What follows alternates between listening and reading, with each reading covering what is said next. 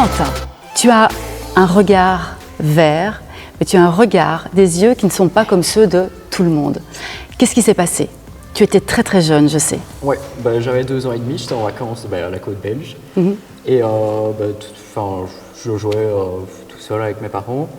Et puis à un moment, j'ai éternué, j'étais sur un accoudoir et je suis tombé sur un vase. Parce que j'ai dû me faire opérer 17 fois pour essayer de tout remettre et d'enlever tous les morceaux de verre. 17 fois, Valentin? Ouais. Ok. Du coup, c'était long, je m'en rendais pas compte puisque en soi je dormais. Et du coup, voilà un peu. Tu avais donc 2 ans et demi, tu étais un bébé, un petit garçon. Ouais. Est-ce que tu crois que déjà, au niveau du nombre d'opérations et de ce vécu, le coma, les opérations nombreuses, est-ce que tu as l'impression déjà que ça, à l'intérieur, ça t'a changé? Je pense qu'en grandissant, oui, parce qu'en soi, si on m'aurait dit que je m'étais fait opérer 17 fois quand j'étais petit, jamais j'aurais dit 17. Pour moi, j'ai été opéré que 2 fois parce que les autres, j'ai plus aucun souvenir de ça.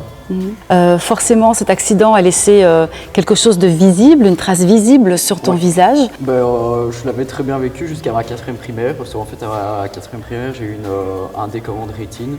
Du coup, c'est là où mon œil a changé de couleur et où j'ai totalement perdu la vue, parce qu'avant, je voyais encore de temps en temps une ombre ou quelque chose, mais bon, je ne montais plus vraiment dessus. Tu dis 4e primaire, donc tu avais quel âge? Je devais avoir une dizaine d'années, je crois, 10-11 ans, ouais, plus ou moins. C'est à l'école primaire, donc forcément, ça change, puis le regard des autres a beaucoup changé à ce moment-là. Et je pense que c'était la pire année de ma vie à l'époque. D'un côté, je voyais quand même rien de cet œil, donc pour moi, intérieurement, ça ne changeait pas grand-chose. C'était plus le regard des autres au début, qui était dénigrant, si on peut dire ça. Puis vers la fin de l'année, j'ai décidé de ne plus me laisser faire et de grandir un peu.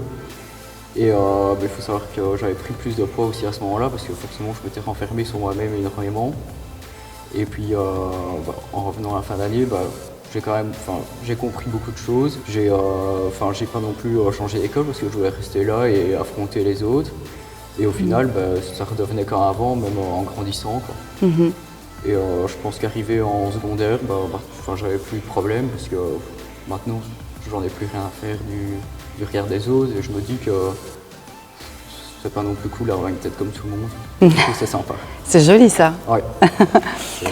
Et donc, l'acceptation de toi, l'acceptation de soi, elle est arrivée à ce moment-là. Donc, quand tu as décidé de dire on s'en fout des autres. C'était vraiment à ce moment-là que j'ai eu le déclic.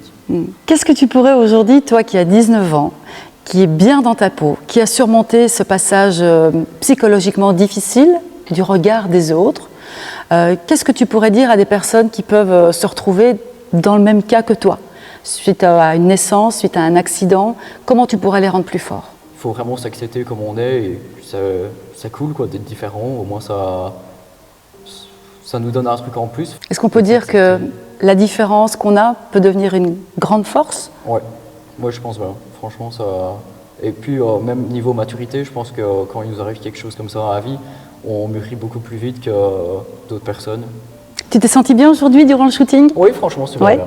La sélection des vêtements et tout, ça t'a plu? C'était vraiment chouette. Tu t'es senti bien? Oui, à mon avis. En plus, j'aime bien les vêtements, j'aime bien m'habiller, donc j'étais dans mon élément. On peut te souhaiter quoi? Je ne sais pas trop. Tout. Voilà. D'être bien. Et de devenir un bon boulanger, du coup. Voilà, on espère. On verra bien où ça nous mène. Merci en tout cas pour tes confidences. Pas de problème. C'est avec plaisir.